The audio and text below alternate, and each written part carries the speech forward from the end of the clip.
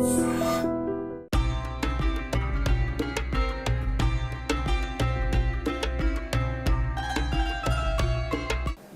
नुसल्ली अला रसूलिहिल करीम अम्मा बाद फ़अऊज़ु बिल्लाहि मिनश शैतानिर रजीम बिस्मिल्लाहिर रहमानिर रहीम वल्लज़ीना आमनु अशद्दु हुब्बा लिल्लाह అనంత కరుణామయుడు అపార కృపాశీలుడు అయిన అల్లాహ్ పేరుతో ప్రారంభిస్తున్నాను. ఐ డ్రీమ్ ప్రేక్షకులకు అస్సలాము అలైకుం వరహమతుల్లాహి వబర్కాతు. దైవశాంతి శుభాలు మనందరిపై కురియుగాక. పవిత్ర రంజాన్ మాసాన్ని పురస్కరించుకుని రంజాన్ సందేశాన్ని మనం వింటూ వస్తున్నాము. ఈరోజు మీ ముందు దైవంతో మన సంబంధం ఎలా ఉండాలి, దైవాన్ని మనం ఎలా సన్నిహితుడిని చేసుకోవాలి, ఆయనతో సాన్నిహిత్యం అంటే ఏమిటి అనే విషయంపై కొన్ని విషయాలు మాట్లాడే ప్రయత్నం చేస్తాను. దివ్య ఖురాన్ గ్రంథంలో సృష్టికర్త అయిన దైవం ఏమంటాడంటే, విశ్వాసులు అన్నింటికంటే ఎక్కువగా అల్లాహ్ను అంటే సృష్టికర్తనే ప్రేమిస్తారు అని చెప్పడం జరిగింది.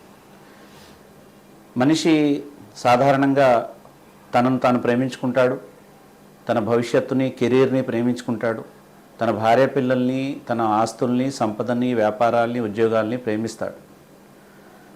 అయితే మనిషి ప్రేమించడం అనేటువంటిది మానవ స్వభావంలో సహజంగా దేవుడు నిబిడీకృతం చేసి ఉంచాడు. తల్లి బిడ్డను ప్రేమిస్తుంది, బిడ్డ తల్లిని ప్రేమిస్తుంది. అయితే ఇక్కడ ఏ ప్రేమ కూడా, భౌతికపరమైనటువంటి ఏ ప్రేమ కూడా అల్లాహ్ ప్రేమ కంటే మించరాదు, అల్లాహ్ ప్రేమను అధిగమించరాదు అనేది ప్రధానమైనటువంటి షరతు. ప్రపంచంలో ఏ భావబంధాలు కూడా, ఏ ఇష్టాలు కూడా, ఏ అభిమానాలు కూడా, ఏ ప్రేమ కూడా దైవ ఆదేశాలు పాటించే విషయంలో, దైవ ఆదేశాలని ఆచరించే విషయంలో, దేవునికి ఇష్టమైనటువంటి విషయాల్ని ఆచరించేటువంటి విషయంలో అడ్డు కారాదు అనేది ఈ ప్రేమకు షరతు. మరొక చోట దైవం ఏమంటాడంటే, సిబ్గత్ అల్లాహ్, అల్లాహ్ రంగును స్వీకరించండి అంటాడు.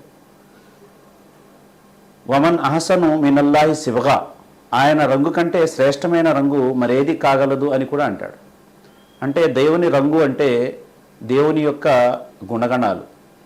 దేవునికి రెండు ప్రధానమైనటువంటి గుణాలు మనం ప్రస్తావించవచ్చు. ఒకటి ఆయన యొక్క ఆగ్రహంకి సంబంధించినటువంటి గుణం, రెండవది ఆయన కారుణ్యం, ఆయన అపురూపమైనటువంటి అందమైనటువంటి గుణం, ఆయన కారుణ్యం, ఆయన అనుగ్రహం, ఆయన ప్రేమ, ఆయన దయ, ఆయన జాలి, ఇవన్నీ. అయితే మనిషి దైవ ఆగ్రహపూరితమైనటువంటి గుణాలని గుర్తు చేసుకున్నప్పుడల్లా అతను తప్పుల నుంచి, పాపాల నుంచి దూరంగా ఉండగలడు. ఎవరినైనా మనసు బాధ కలిగించాలన్నా, ఎవరికైనా ఆపద కలిగించాలన్నా, ఎవరి హక్కులన్నా కాజేయాలన్నా, లేక అబద్ధం మాట్లాడడం కానీ, లేక అబద్ధపు సాక్ష్యాలు పలకడం కానీ, ఇతరులతో వాగ్వివాదానికి దిగడం కానీ, ఇలాంటి ఏ పనుల నుంచి అయినా సరే మనిషి ఎప్పుడు దూరంగా ఉండగలడు అంటే దైవ ఆగ్రహపూరితమైనటువంటి గుణాలు గుర్తుపెట్టుకోవడం వల్ల. అంటే ఆయన శిక్షిస్తాడు, ఆయన నరకాగ్నికి ఆహుతి చేస్తాడు, ఆయన పట్టు నుంచి ఎవరూ తప్పించుకోలేరు, ఆయన సర్వోన్నతుడు కనుక ఆయన ప్రతీదీ చూస్తూ ఉంటాడు. ఏ విధంగా అయితే కరెంటు పాస్ అయ్యేటువంటి తీగను పట్టుకుంటే షాక్ కొడుతుందని చెప్పి అనుమానం ఉండదో, కాలేటువంటి నిప్పులో చేయి పెడితే కాలుతుంది అనే విషయంలో ఏ విధంగా అనుమానం ఉండదో, నన్ను సృష్టించినటువంటి కర్త నేను ఆయన ఆదేశాలకు వ్యతిరేకంగా చేస్తే నన్ను అలాగే శిక్షిస్తాడనేటువంటి భయం మనిషిలో దేవుని ఆగ్రహపూరితమైన గుణాల ద్వారా తెలుస్తుంది.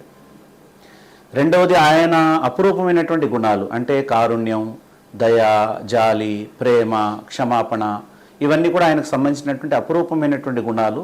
ఇవి మనం మనలో సంతరించుకునే ప్రయత్నం చేయాలి. మహాప్రవక్త ముహమ్మద్ సల్లల్లాహు అలైహి వసల్లం అన్నారు, ఒక విశ్వాసిని చూస్తే అల్లాహ్ గుర్తుకు రావాలి అని చెప్పడం జరిగింది.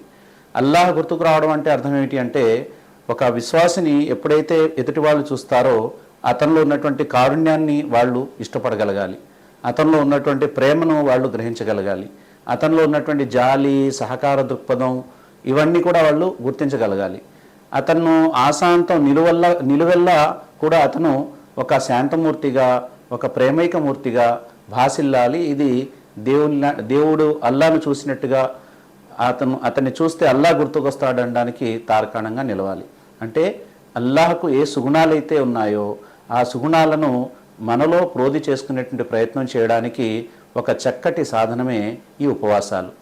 సత్యాన్ని మాట్లాడడం, సత్యాభిలాష కలిగి ఉండడం, అలాగే భేదసాధల పట్ల, బంధువుల పట్ల జాలి దయ కలిగి ఉండడం, అన్నార్థుల పట్ల, అనాథల పట్ల కూడా ప్రేమ కలిగి ఉండడం, సహాయం చేయడం, అలాగే మన తోటి సోదరుల్ని వారి తప్పుల్ని క్షమించడం, వారిలో ఉన్నటువంటి లోపాలని దాచిపెట్టడం, అలాగే మంచిని కాంక్షించడం, విశాలమైనటువంటి దృష్టి కలిగి ఉండడం, పాజిటివ్గా ఆలోచించడం, ఇవన్నీ కూడా దైవానికి సంబంధించినటువంటి ఉత్తమోత్తమ గుణాలు.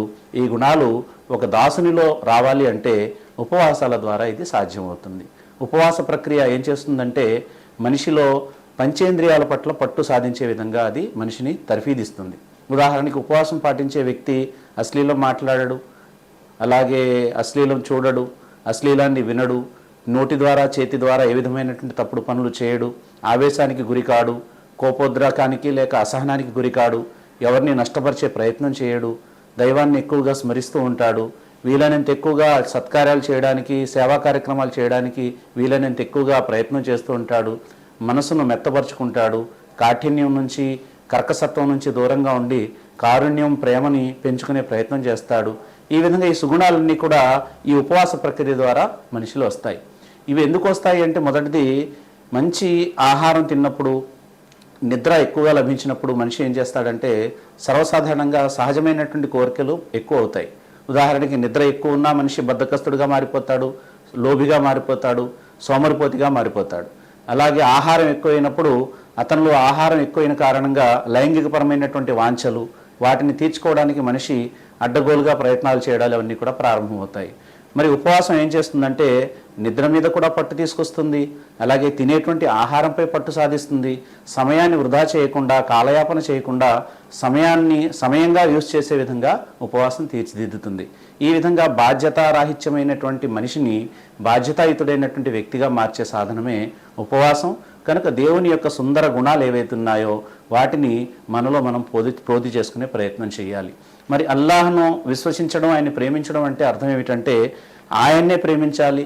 ప్రపంచంలో ఏ ప్రేమ ఆయన ప్రేమ కంటే ఎక్కువ కారాదు. అలాగే ఆయనకే కృతజ్ఞులై ఉండాలి. ఎందుకంటే ఈ జీవితాన్ని ఇచ్చింది ఆయన, సర్వస్వాన్ని నడిపించేది ఆయన. కనుక కృతజ్ఞుడైనటువంటి దాసుడుగా జీవితం గడపాలి, ఆయన్నే ఆరాధించాలి. అదేవిధంగా ఆయన యందే సాష్టాంగపడాలి. ఆయన ముందు తప్ప మనిషి ఎవరి ముందు కూడా శిరస్సు వంచకూడదు. అలాగే నమాజ్ అంటే ప్రార్థనా విధానాన్ని స్థాపించాలి.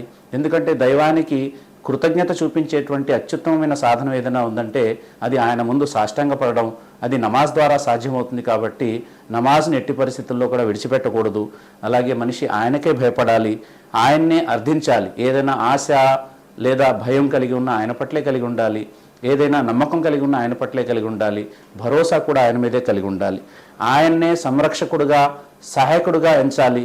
మరెవరు కూడా తనకు సంరక్షకులు లేరు అనే విషయాన్ని అతను విశ్వసించాలి. అలాగే ఆయన ఒక్కడి అండ ఉంటే చాలు. ప్రపంచంలో మరి ఎవరి అండ ఉన్నా లేకపోయినా ఆ ఒక్కడు అండ ఉంటే నాకు అదే బలం, అదే నాకు చాలా నమ్మకం అనేటువంటి విషయం కలిగి ఉండాలి. ఆయన వల్లనే నాకు సన్మార్గం లభించింది అనే విశ్వాసం కూడా కలిగి ఉండాలి. ఎందుకంటే ఎంతోమంది ఉన్నతమైనటువంటి చదువులు చదివిన వాళ్ళు ఉంటారు, కానీ వాళ్ళు వక్రమార్గంపై నడుస్తూ ఉంటారు. అసలు ఏ చదువు లేనటువంటి వాళ్ళు ఉంటారు, కానీ వాళ్ళు సన్మార్గంలో నడుస్తూ ఉంటారు.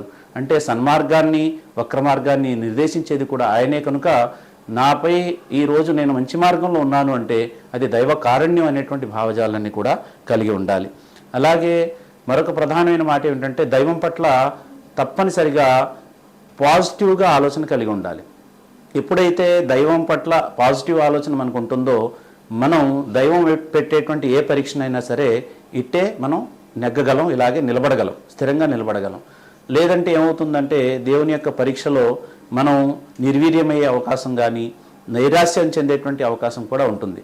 కాబట్టి దైవం ఎలాంటి పరీక్షలు పెట్టినా సరే దాంట్లో నిలబడాలి అంటే దేవుడు నన్ను అనుగ్రహించాడు కాబట్టే ఈ చిన్న పరీక్ష పెట్టాడు అనేటువంటి ఆలోచన సరళి కలిగి ఉండాలి. ప్రియమైన మహాశైలారా, రంజాన్ మాసంలో దైవంతో మన సంబంధాన్ని పటిష్టం చేసుకోవడం, అలాగే దైవాన్ని ఎక్కువగా ప్రేమించడం, దైవ ప్రవక్తను అనుసరించడం. ఖురాన్ గ్రంథంలో దైవాన్ని మీరు ప్రేమిస్తూ ఉంటే దైవ ప్రవక్తను తప్పనిసరిగా అనుసరించండి అనే విషయం కూడా ప్రస్తావించబడింది. కులిన్ కుంతుం తుహిబ్బునల్లా ఫత్తబియూని యుహిబ్బుకుముల్లా. ఓ ప్రవక్త ఇలా చెప్పేయి, మీరు కనుక అల్లాహ్ను ఎక్కువగా ప్రేమిస్తూ ఉంటే నన్ను అంటే ప్రవక్త ముహమ్మద్ సల్లల్లాహు అలైహి వసల్లం అనుసరించండి అని చెప్పడం జరిగింది. కనుక దైవ ప్రేమ మనకు లభించాలన్నా, మనం దైవాన్ని ప్రేమించాలన్నా మహాప్రవక్త ముహమ్మద్ సల్లల్లాహు అలైహి వసల్లం వారిని మనం తప్పనిసరిగా అనుసరించాలి, త్రికరణ శుద్ధితో అనుసరించాలి.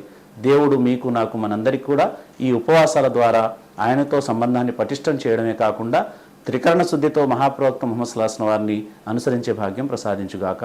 ఆఖిరు దావానా అల్హమ్దులిల్లాహి రబ్బిల్ ఆలమీన్. వస్సలాం.